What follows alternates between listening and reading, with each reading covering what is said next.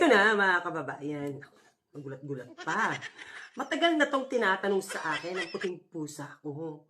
Hindi ko masagot-sagot mga kababayan kung saan ba galing itong pinangbabayad sa ICC.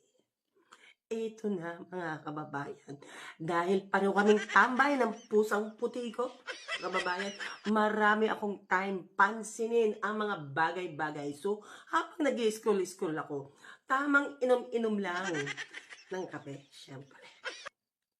May nabasa akong headline about ICC or yung International Criminal Court. So, ang first na nag-pop up sa isip ko ay si former President Rodrigo Roa Duterte.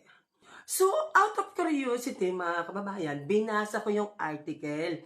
And apparently, may mga lawyer daw talaga na nag-specialize sa ICC cases, mga kababayan.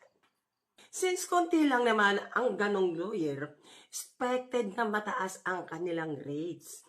Kaya napunta yung curiosity ko sa magkano kaya ang nagagastos ni dating Pangulong Duterte sa kanyang legal team. Given na kilala din si Nicholas Kaufman, ang head ng kanyang legal team sa larangan na ito, mga kababayan. Ang whole legal team down ay nasa kulang-kulang 150 million per month. Wow! Understandable naman na ganito ang hinihingi nila kasi kilala silang magaling na abogado, which is practical din si PRRD to acquire them. Pero paano nila na-afford? Ito kung last 2022, nasa 37.3 million lang ang net worth ni dating Pangulong Duterte.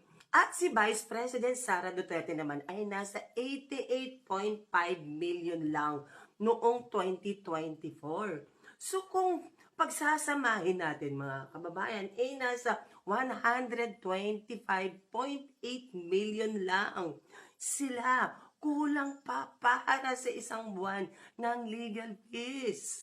So nag-research ako kung may ibang way pa ba.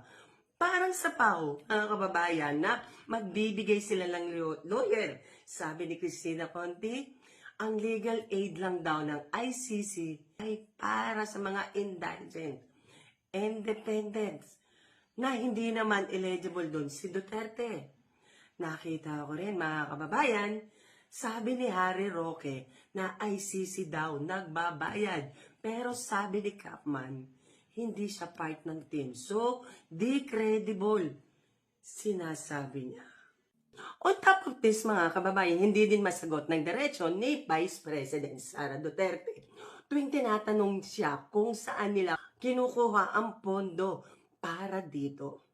So, curious na curious talaga ako kung paano nila na-afford ito.